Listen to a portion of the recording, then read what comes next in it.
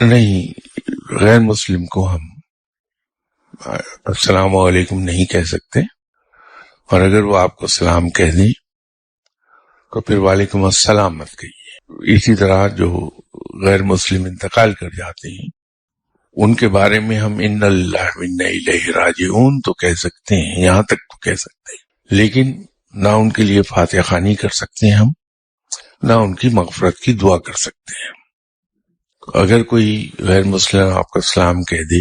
تو وعلیکم السلام نہ کہیے، لیکن ہوتا یہ ہے کہ ہم عادتاً فوری طور پہ جواب دے دیتے ہیں۔ اس کے لیے معافی ہے کہ انسان نے غیر ارادی طور پر وعلیکم السلام کہہ دیا کہ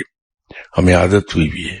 تو اس کے لیے جو چیزیں غیر ارادی طور پہ ہو جاتی ہیں اللہ اس کو معاف فرما دیتا ہے۔